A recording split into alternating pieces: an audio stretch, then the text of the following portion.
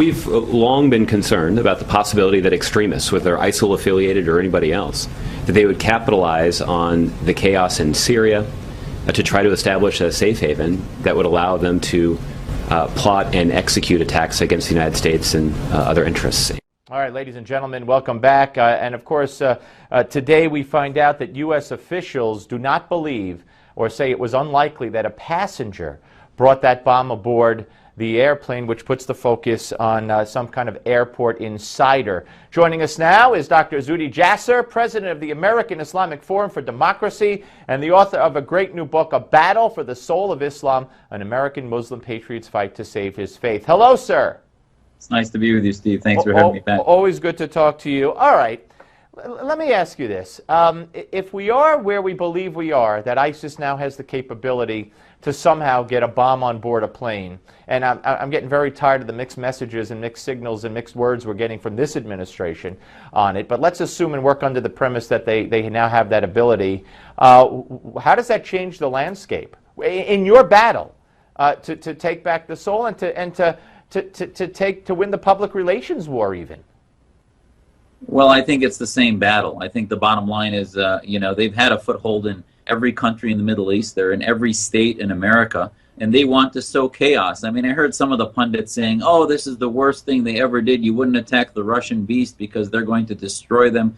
I mean, these people want chaos. They beheaded 21 Egyptians a year ago who were Christians. They did it in Libya because they wanted to destroy any sense of order in the Middle East, and they feed off of that. That's how they recruit. So the bottom line is we have always known we're exposed. Hopefully they will lock down any hole that caused this bomb to be placed and individuals that were part of the airport staff. But a bigger picture is these guys are now putting out even more sophisticated videos. They're all over social media. They are driving this so-called lone wolf. They're not lone wolves.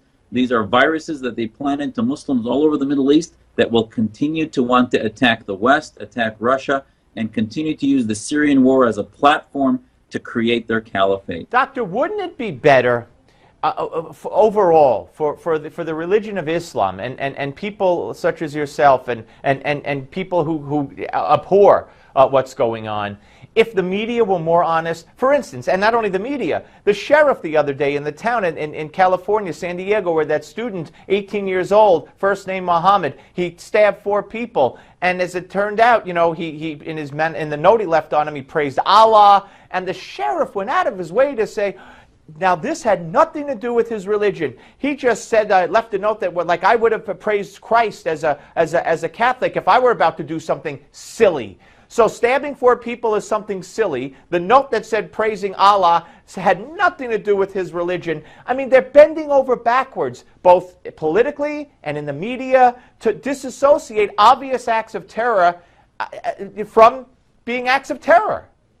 And it's just beyond unfathomable in how we can't get any traction, because the longer they continue to be in denial, the more they prevent regular Muslims from needing to stand up. Because why should we stand up and reclaim our faith when these aren't even Muslims and they're just psychopaths? They want to say that what's happening in Jerusalem is just about Israel and the Palestinians. It's not about ISIS. It's not about radical Islam. This Faisal individual in California used the same technique ISIS used in Oklahoma, in Ottawa, in Syria. This is all about the same virus. It's infecting Hamas as it does ISIS. It infects the Muslim Brotherhood. It's political Islam, supremacism that uses conflicts, and you can't destroy ISIS without changing the environment. I mean, we have this discussion, for example, in a vacuum in Syria. You can't get rid of ISIS without also getting rid of Assad and allowing moderate Islam to take claim of its own theology, which right now we're all getting a pass on. We have the debate tonight coming up.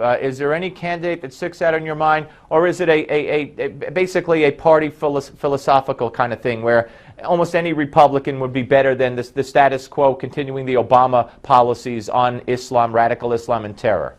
The horrific thing I'm hearing today, that Secretary Kerry actually told the dissenters to be quiet in a meeting in which they said that Assad must go, and they're saying Assad is part of the solution now, which is just horrific to Syrian Americans. But as far as the Republican debates go, listen, we as American Muslims who look at reform, want to see a president, a commander-in-chief that wants to see America having a role in the world, that's willing to take sides in the House of Islam for liberty against the theocrats, a very American solution to the problem domestically and globally. So we know who those candidates are, and the ones who really are sort of Obama light that really don't want to see America having any role. Doctor, always appreciate you coming on. Thank you very much. We're coming back with more, folks. Don't go away.